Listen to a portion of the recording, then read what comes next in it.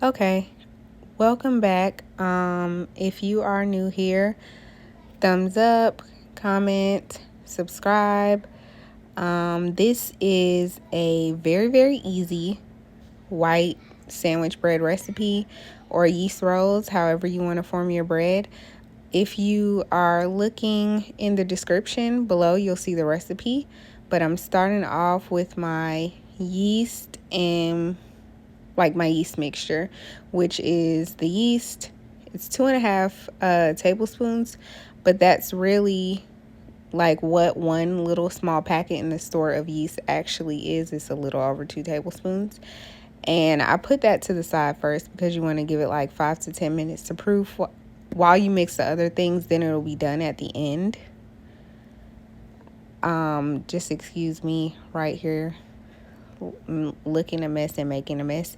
So this actually, I put about 7 cups of flour. I just save a little at the end, you'll see, for like dusting the area. So I always put about 6 cups in there first, and then I kind of just gauge, because you're going to end up actually using like 7 cups or a little more maybe, but you just don't want to put too much flour. It's always easier to add flour, remember that, versus take away. Because you can't take away. But this recipe makes 2 loaves. I like this recipe because it's super easy. So you actually can double it really easily or cut it in half. Some recipes are not that easy to double and cut in half, but I feel like because this one doesn't have a lot of ingredients, that's what makes it super easy. There is like a typical way that people make like Guyanese bread, I would say. Or that Guyanese people make bread.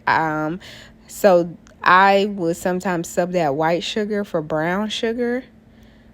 But like I said, I like this recipe because there's no eggs, so it's just canned milk and the sugar, salt, flour, butter.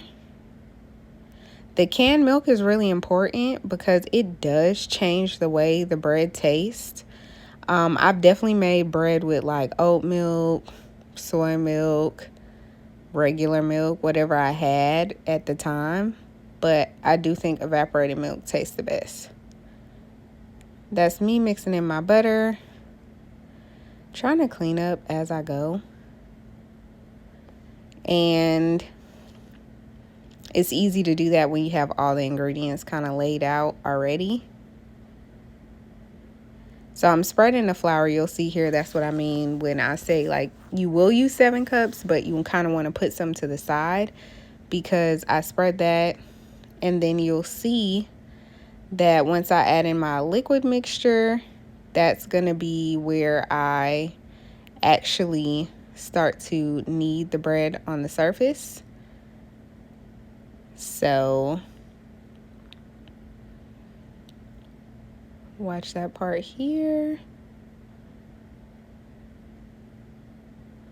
So my yeast mixture proofed, I put it in there. If you see that like nothing comes to the top, I would say, then maybe start over with that mixture. That's why it's cool to put that in a separate bowl, because if something doesn't work out, you can just redo that part instead of everything. I kind of make a circle and mix with my hand because I don't use a mixer. I find this like way easier than taking out a whole bunch of stuff and making it dirty. So I'm just going to mix in the bowl, and then I pour it on my counter. And this is the part where you just want to knead your bread. And you want to make sure that you are getting like from, of course, a soft, like you'll feel the butter and everything that needs to be mixed in.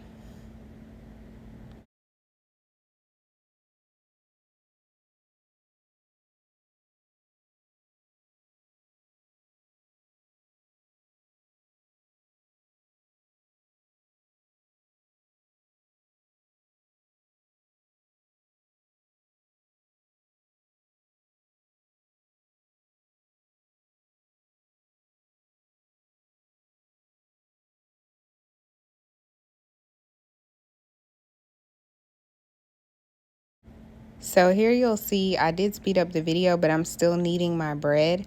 Some of the recipes that I did find online kind of don't tell you how long to knead. I think that's a hard thing to kind of gauge. I would say 5 minutes until it turned, like the shape and the look of it is like a firm ball, because some people may knead harder than others, but I would say definitely 5 minutes to get the shape, like elasticity that you want. And once I finish kneading, I pop it back into the same bowl that I started with, and then I will cover that bowl. I have like kitchen cloths, or which are actually like pillowcases, that I never use, that I put on there.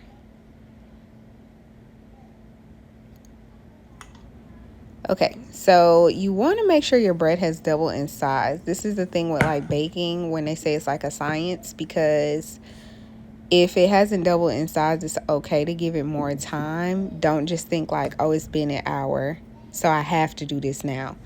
And it's okay also if it gets a little bigger than double in size. So this is the part where you want to evenly split it in two. If you follow the recipe exactly and you don't like cut it in half or double it, then you'll get 2 loaves. So this time though, I was contemplating using that pan. I didn't. I ended up using another one, but I used one loaf pan, and then I made little rolls, which you'll see. Those yeast rolls come out really good. Like if you have ever eaten at like Texas Roadhouse with the honey butter, you could easily make the honey butter and just like pour it over the rolls, and those come out really good. So here I'm making one loaf and then like a little flour roll, which you'll see in a second. Okay, so this here is kind of the reasoning behind why I use the rolling pin. Trial and error taught me this. Actually, I use the rolling pin to make the loaf like more of the shape of a loaf. It helped me to just form it, and make sure everything was actually even, and then like drop it in and let it rise.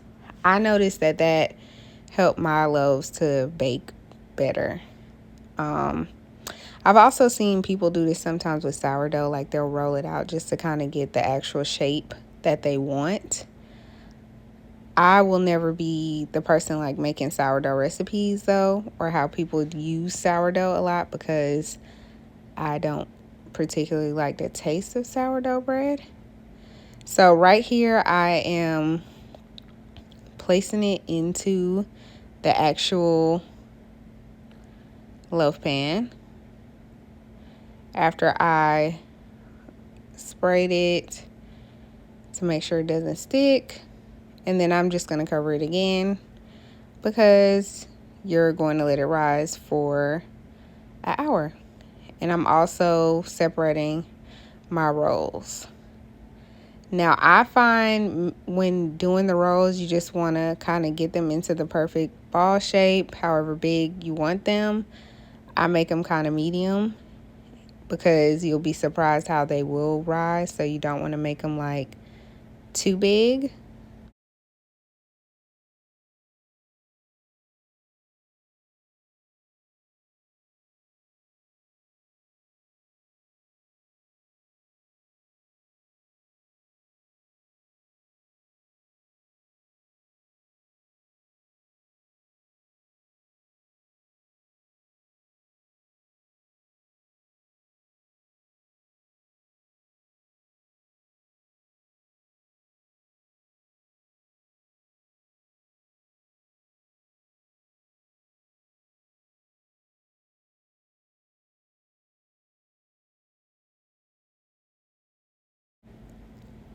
And so you get the picture with this part. So just kind of fast forward it to show you how I place that in the pan, and then also cover it and let it rise and wait your hour.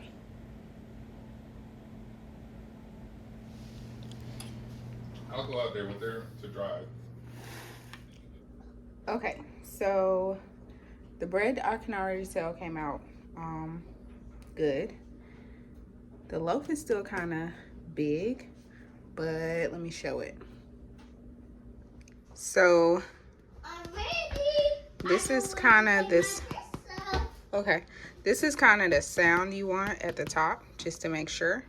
Like I said, the loaf is still kind of big, but this is a sandwich loaf, and then these are like the yeast rolls. Yeah, and I'll show it when it cools. I'm just trying to make this little flower pattern. And then this is the bread, and I'll slice it. But you have to make sure the bread is like completely cool before you slice it. Otherwise, it's not gonna go well.